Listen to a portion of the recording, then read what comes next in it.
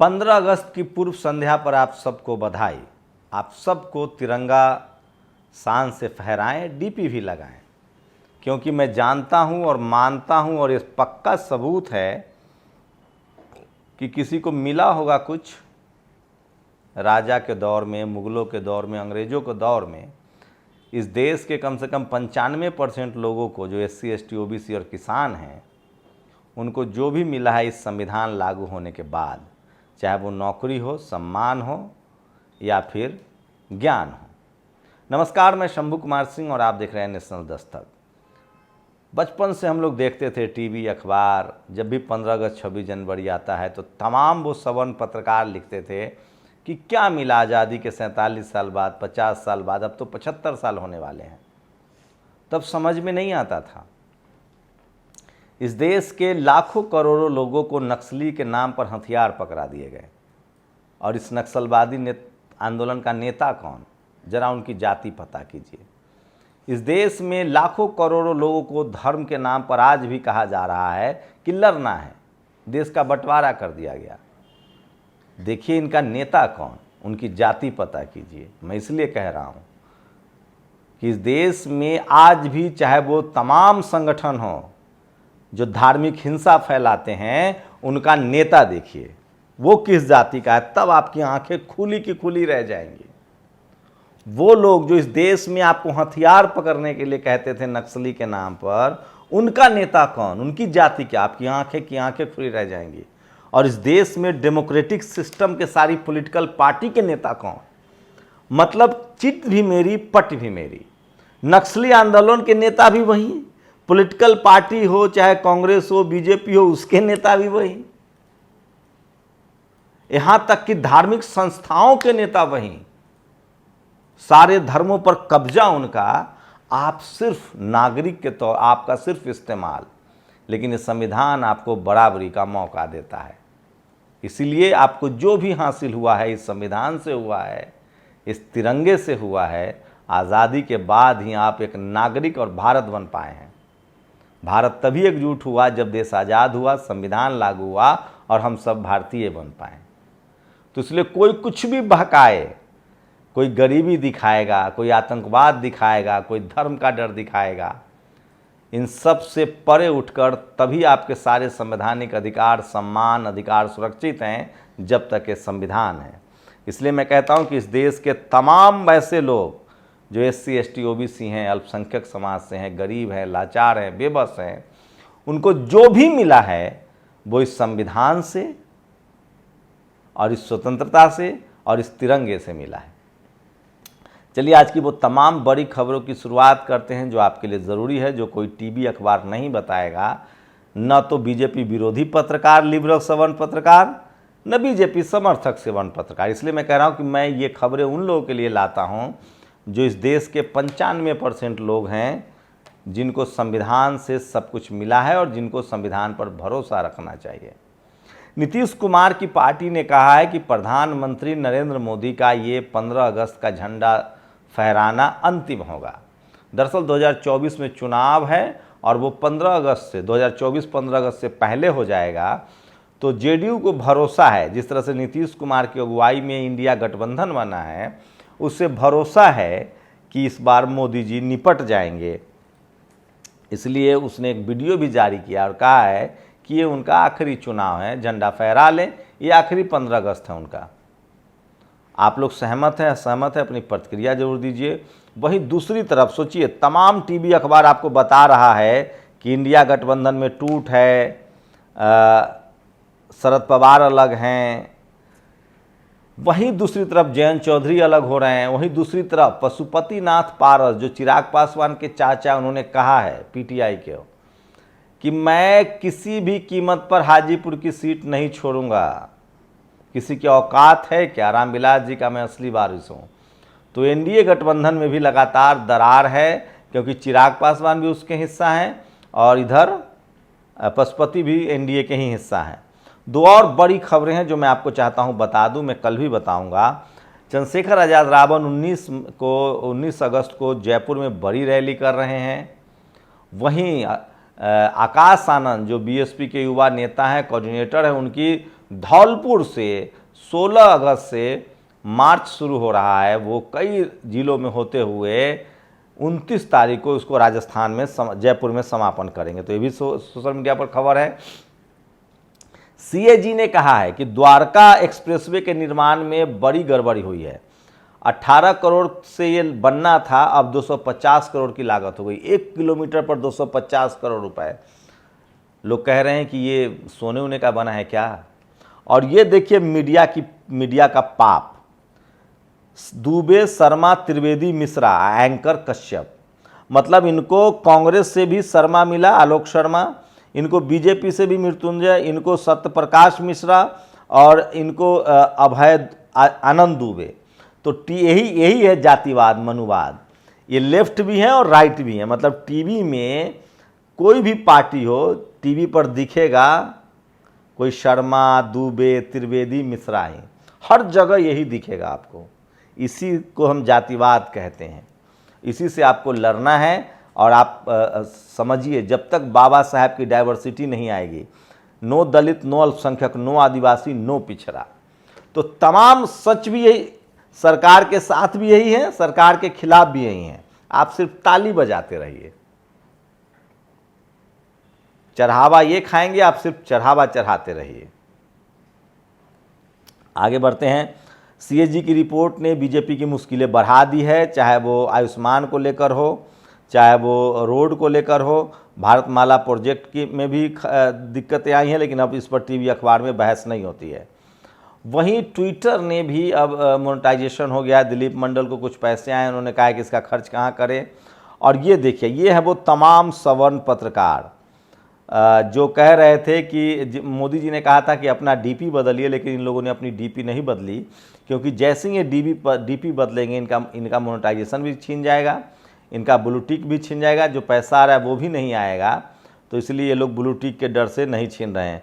और ये है गुप्तेश्वर पांडे, जो मोनू मानेसर और बिट्टू बजरंगी को सम्मानित करने के बाद बिहार के पूर्व डीजीपी गुप्तेश्वर पांडे हैं। तो सोचिए, ये जब डीजीपी रहे होंगे तो इन्होंने क्या क्या गुल खिलाए होंगे, ये आप कल्पना कर सकते हैं।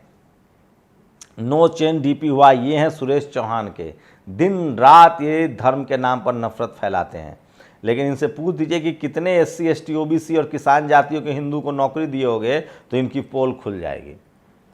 ये मुसलमानों के खिलाफ नफरत फैलाते हैं। चलिए मान लीजिए मुसलमानों के दुश्मन हिंदू राष्ट्र बनाना चाहते हैं, तो इनसे पूछिए कि इनके चैनल में कितने SC, ST, OBC किसान जातियों के हिंदू हैं, तब पता चल जाएगा। किसी ने ठीक कहा है कि वो सरकार बनाने के लिए कहेंगे कि मुसलमानों को मारो, सरकार बनते ही दलितों की बारी आएगी, पिछड़ों की बारी आएगी। ये खेल चल रहा है, समझिए, समझना चाहते हैं तो। और जो एक कोई सवर्ण नेता है जो कह रहा है कि फिर से नूह में हिंसा होगी। सवाल मैं रोज़ आपसे कह रहा हूँ, अपने बच्चों को मत भेजिए। कहिए कि आप अपने बच्चों को भेजो, और अगर उनका बच्चा नहीं तो कोई चाचा, फूफा, भतीजा तो होगा। इस देश के तमाम हिंदू धार्मिक संगठन, तमाम ट्रस्ट, तमाम मंदिर, तमाम संगठन के जो हेड हैं वो सवर्ण समाज से हैं। सारी मलाई वो खा रहे हैं। राम मंदिर का ट्रस्ट हो, मंदिरों का ट्रस्ट हो, आपको सिर्फ लड़ने के लिए धकेल दिया गया है। तो इस तरह के चीज़ों से आप बचिए, नहीं तो आपकी समस्या दिन पर दिन बढ़ती चली जाएगी। किसी भी तरह के सांप्रदायिक दंगे में शामिल ना हो। 18 करोड़ से 250 crore CAG flags very high project cost Dwarka ईवे, ये भी है। और ये सोशल मीडिया पर वायरल है वीडियो। सोचिए कहीं जेल ना हो जाए बेचारा का। सुनिए 2024 में सबके हाथ में क्या होगा, सब्जी मंडी से संदेश, ये भी सोशल मीडिया पर वायरल। थोड़ा एम्बियंस सुन लीजिए। द्वारका एक्सप्रेसवे निर्माण में कैग का खुलासा है, वो भी खबर है। और 1931 आंकड़ों के आधार पर OBC 52% है और आरक्षण सिर्फ 27%, जबकि जनसंख्या अनुपात में होना चाहिए। इसलिए MBC को 25% आरक्षण देकर इसे 52% किया जाए, ये अनिरुद्ध सिंह ने लिखा है। मायावती जी ने लिखा है कि मध्य प्रदेश सरकार 50% कमीशन खोरी के आरोप को लेकर कांग्रेस भाजपा के बीच युद्ध चल रहा है। भाजपा वालों ने 41 FIR कराए हैं। तेलंगाना में ये BSP की बैठक हो रही है, लगातार वहाँ पार्टी मजबूत हो रही है। और इस साल अब तक 87,000 लोगों ने छोड़ी भारतीय नागरिकता। पिछले 5 साल में 8 लाख छोड़ चुके हैं। पता कीजिए इनकी जाति क्या है, तब आपको दूध का दूध और पानी का पानी पता चल जाएगा। और 50% कमीशन खोरी वाला जो मामला था मध्य प्रदेश का, वो दरअसल एक अखबार में रिपोर्ट छपी थी। कुछ ठेकेदारों ने जबलपुर हाई कोर्ट में ये लिखित दिया था कि हमें 50% कमीशन मांगा जा रहा है। और ये वो तमाम पत्रकार हैं जो सरकार बीजेपी के साथ हैं। कल अजीत अंजुम ने उन पत्रकारों की लिस्ट दिखाई जो बीजेपी के खिलाफ हैं, लेकिन बहुजन कहाँ है इसमें? तो एक भाई साथ है, एक भाई खिलाफ है, तो दोनों भाई मिलके मज़ा मार रहे हैं, आप बस बीच में ताली बजाते रहिए। तो सोशल मीडिया पर देखिए, ये होता है बहुजन समाज। आज दिनांक 11/8/2023 को हमारी बिटिया रानी अर्पिता यादव का जन्मदिन है। आज इस खुशी में मेरा रिक्शा फ्री है, कोई किराया नहीं देना है। Happy birthday. बहुजनों का दिल बड़ा होता है। बीएचयू में सोचिए, जवाब दो। 2019 में आया सुदामा कोटा लागू किया, तो उसके कई साल पहले आया ओबीसी कोटा छात्रावास आवंटन लागू क्यों नहीं हुआ है? सोचिए, जहाँ लेफ्ट है या राइट है, सारे जगह ओबीसी की इकोनॉमिक वीकर सेक्शन के हॉस्टल मिल रहे हैं, लेकिन ओबीसी 170 करोड़ रुपए ओबीसी के फंड से बना हॉस्टल में 4187 कमरे हैं, लेकिन उसमें नहीं मिल रहा है ओबीसी को। इस खबर को लेकर मैं अलग से भी आपको रिपोर्ट बनाऊंगा, देखिएगा। ये बीएचयू का मामला है, तो आपके बच्चों को मजदूर, ये कोई लिबरल सवर्ण पत्रकार भी नहीं खबर बताएगा, न लेफ्ट वाला बताएगा कांग्रेसी पत्रकार, न राइट वाला बीजेपी वाला पत्रकार। ये तो आपको शंभू कुमार सिंह के नेशनल दस्तक पर ही पता चलेगा। ओबीसी और अनुसूचित जाति वाले यदि बहकावे में ना आए तो ये मनुवादी ढक्कन हथियार की बात तो दूर, चप्पल भी डर कर न पहनेंगे। तो हरियाणा पुलिस ने हेट स्पीच न फैलाने देने की शर्त पर महापंचायत की अनुमति दी थी, लेकिन गौ रक्षक दल के नेता आचार्य प्रसाद शास्त्री, ये नाम इसका नाम है आचार्य आज़ाद शास्त्री। इस शास्त्री को कहो कि अपने समाज के लोगों को तलवार पकड़ाए, अपने बेटा भतीजा घर के लोगों को तलवार पकड़ाए, और अगर इसके अपने बच्चे नहीं हैं तो इसके भाई पड़ोस रिश्तेदार के बच्चों उनको तलवार पकड़ाए। आप किसी भी तरह से सांप्रदायिक दंगा में शामिल न हो, जो कि बहुत ज़रूरी है। और दरभंगा मेडिकल कॉलेज को लेकर एक पत्रकार, ये स्क्रीनशॉट देख लीजिए, वहाँ ज़मीन है, अब तक कुछ नहीं हुआ, ये भी सोशल मीडिया पर वायरल है। और इसलिए मैं कहता हूँ सोशल मीडिया ही सच्चा मीडिया है, सोशल मीडिया ही बहुजन मीडिया है। और ये देखिए, बंधुआ मजदूर नहीं बना तो कर दी गई पिछड़े बेटे की हत्या। बिहार के 24 घंटे के अंदर पीड़ित को नहीं मिला न्याय तो बड़ा आंदोलन होगा। लगातार बसपा बिहार में आंदोलन चला रही है, जिसको बोलना पड़ेगा। उन्होंने 41 FIR की, आपके 51 FIR करने चाहिए। अशोक कुमार पांडे ने ये सलाह दी है कांग्रेस वाले को। और सोचिए, ये वो लोग हैं जो 370 हटने पर खुश थे, कहाँ कश्मीर में प्लॉट खरीदना था, लेकिन इनको टमाटर की लाइन लगानी पड़ रही है, 80 रुपये किलो, 50 रुपये किलो। तो और ये सोशल मीडिया पर एक वीडियो वायरल है। शुक्र है यूपी विधानसभा में महोबा से बीजेपी विधायक राकेश गोस्वामी 3 पत्ती खेल रहे थे। ये सोशल मीडिया पर वायरल है, जो मैंने आपको दिखाया। और गुजरात में बहुमत की सरकार है, लेकिन वहाँ लगातार कॉलेज में चुनाव को रोक दिया गया। रवीश कुमार ने ट्वीट किया। आकाश आनंद ने RS परवीन को बधाई दी है कि आप डटे रहिए। और 170 करोड़ के ओबीसी ग्रांट से बने बीएचयू हॉस्टल में कौन रह रहा है, ये सबसे बड़ा सवाल है। और ये वो तमाम पत्रकार हैं जिन्होंने अपनी DP तिरंगा नहीं लगाया, क्योंकि उनका मोनेटाइजेशन ख़त्म हो जाएगा। बीएचयू सबसे ज़्यादा सोशल मीडिया पर छाया हुआ है। और वह दिन दूर नहीं जब ममता दीदी की कैबिनेट बैठक में जेल में होंगी। JP नड्डा ने कहा है, मनोज झा कह रहे हैं कि ऐसा मत कीजिए। तो सोशल मीडिया पर वो तमाम वायरल खबरें हैं जो मैं आपको दिखा रहा हूँ। और ये एक तस्वीर सोशल मीडिया पर, योगी जी जनता दरबार लगाते हैं, लेकिन जो भी जनता दरबार में उनसे मिलने जाता है उसको पुलिस वाले पकड़ के बैठते हैं। पता नहीं कोई डर रहता होगा, जो सोशल मीडिया पर वायरल है। और ये वो तमाम खबरें हैं जो आपको समझना चाहिए, जानना चाहिए। इसलिए मैं कह रहा हूँ कि आपके हक अधिकार की जो खबर न बताए वो पत्रकार नहीं, इस देश के संवैधानिक अधिकार की बात न बताए वो पत्रकार नहीं है। एक सरकार के पक्ष में, एक सरकार के खिलाफ है। हम संविधान के साथ हैं, न हम किसी के पक्ष में हैं न किसी के खिलाफ हैं। इसलिए राइट हैंड लेफ्ट हैंड को समझिए। कोई सवर्ण पत्रकार बीजेपी के साथ हो सकता है, कोई सवर्ण लिबरल पत्रकार बीजेपी के खिलाफ हो सकता है, कोई प्रो मुस्लिम हो सकता है, कोई मुस्लिमों के खिलाफ हो सकता है, लेकिन जो संवैधानिक अधिकार की बात न करे, आपके संवैधानिक अधिकार की चर्चा न करे, वो पत्रकार तो कतई नहीं है। वो किसी के साथ या किसी के खिलाफ है। पत्रकार होने का मतलब होता है कि आप देश के संविधान, देश के नागरिक और उसके संवैधानिक अधिकार के साथ डटे रहिए। शुक्रिया।